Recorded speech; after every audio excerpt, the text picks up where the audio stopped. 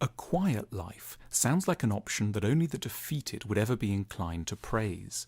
Our age is overwhelmingly alive to the benefits of active, dynamic, noisy ways of living. If someone offered us a bigger salary for a job elsewhere, we'd move.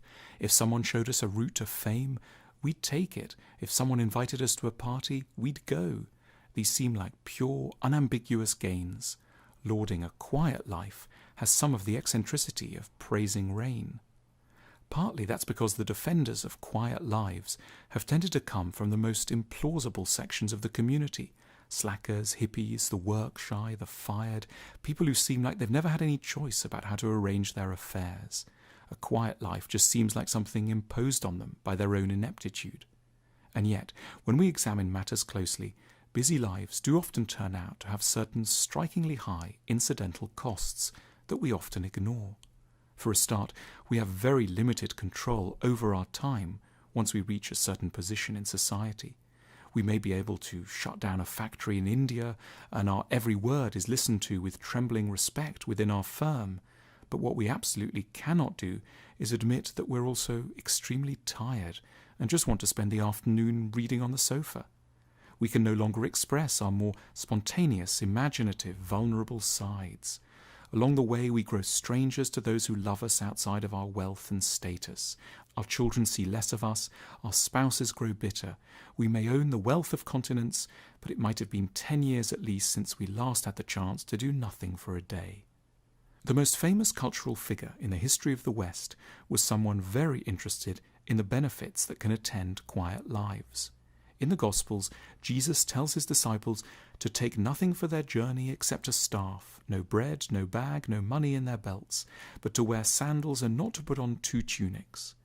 Christianity opens up vital space in our imaginations by making a distinction between 2 kinds of poverty, what it terms voluntary poverty on the one hand and involuntary poverty on the other.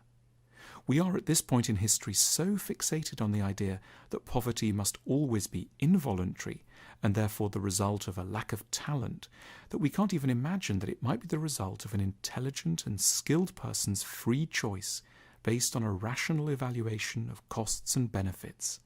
It might sincerely be possible for someone to decide not to take the better paid job, not to publish another book, not to seek high office, and to do so not because they had no chance, but because, having surveyed the externalities involved, they chose not to fight for them. One of the central moments in Christian history came in 1204, when a wealthy young man we know today as St. Francis of Assisi willingly renounced his worldly goods, of which he had quite a few, a couple of houses, a farm, and a ship at least. He did so not through any external compulsion. He just felt that they would interfere with other things he really wanted rather more of. A chance to contemplate Jesus' teachings, to honor the creator of the earth, to admire the flowers and the trees, and to help the poorest in society.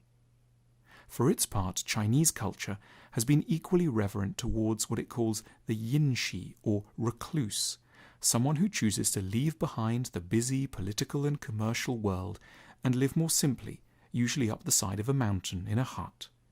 The tradition began in the 4th century AD, when a high-ranking government official named Tao Yuanming surrendered his position at court and moved to the countryside to farm the land, make wine, and write. In his poem On Drinking Wine, he recounts the riches that poverty have brought him. Plucking chrysanthemums from the eastern hedge, I gaze into the distance at the southern mountain. The mountain air is refreshing at sunset as the flocking birds are returning home. In such things we find true meaning, but when I try to explain, I can't find the words. There are for many of us plenty of options to take up certain career paths that carry high prestige with them. We could have something deeply impressive to answer those who ask us what we do at parties. But this doesn't necessarily mean we must or should follow these possibilities. When we come to know the true price that some careers exact, we may slowly realize that we're not in fact willing to pay for the ensuing envy, fear, deceit, and anxiety. Our days are limited on this earth. We may, for the sake of true riches, willingly and with no loss of dignity, opt to become a little poorer and a little more obscure.